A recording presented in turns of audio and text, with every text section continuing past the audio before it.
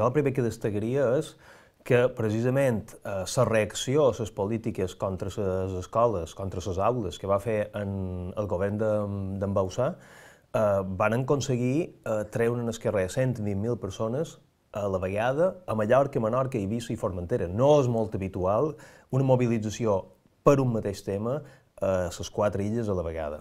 En general, políticament i socialment, cada illa va bastant pel seu vent. I això, per tant, el mèrit d'en Bauzá, mèrit entre cometes, va ser aquest.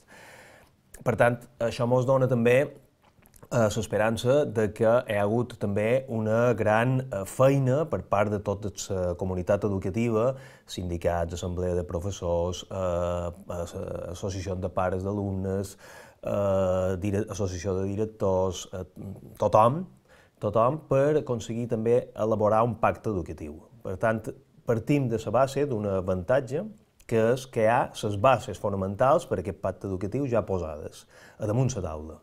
I el nou govern el que ha de fer és recollir allò que ha consensuat la comunitat educativa i dur-ho en marxa. Nosaltres som molt ambiciosos, però també realistes, és a dir, la situació social de Mallorca i de Balears en general, de convenciment de la situació i de reivindicació del dret a decidir està molt lluny de ser de Catalunya en aquests moments, molt lluny. Heu de pensar que dels 59 diputats que hi ha en aquests moments en el Parlament de les Illes Balears, n'hi ha 6 que estem d'acord amb el dret a decidir. Per tant, ens queda encara molt de recorregut. El primer que hem d'aconseguir és incrementar el número de diputats i diputades que estan a favor del dret a decidir. I a partir d'aquí, el dret a decidir, evidentment, de cada una de les illes per qualsevol qüestió que afecti els ciutadans i ciutadanes. És vera que nosaltres en el programa tenim les dues vessants. La vessant de dir, escolta, anem a fer una llei de consultes, que Catalunya ja la té. Anem a reivindicar la cogestió aeroportuària que està reconeguda a l'Estatut d'Autonomia. Anem a reivindicar una sobirania fiscal com tenen altres parts de l'Estat per poder gestionar els nostres recursos. Aquesta part ha de ser, i aquesta serà en el dia a dia. Llavors, l'altra part és anem a avançar amb el dret a decidir. La llei de consultes amb això és indispensable.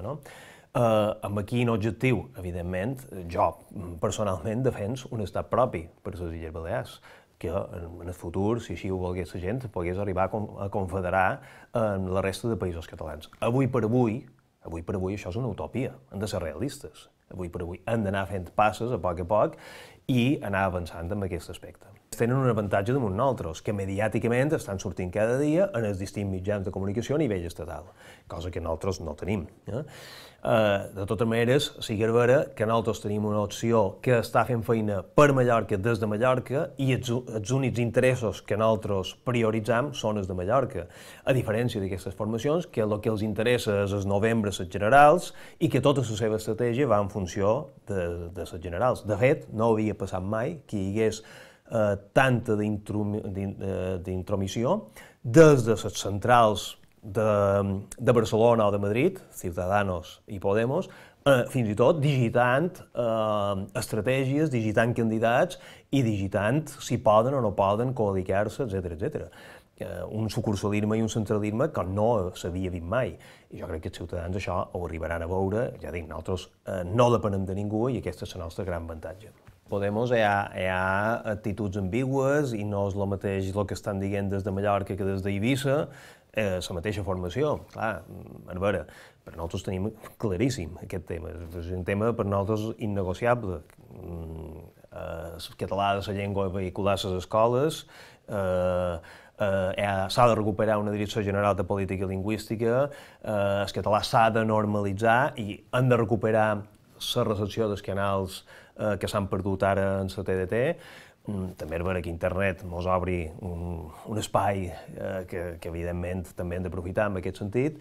Han de recuperar relacions amb l'Institut Ramon Llull, etc.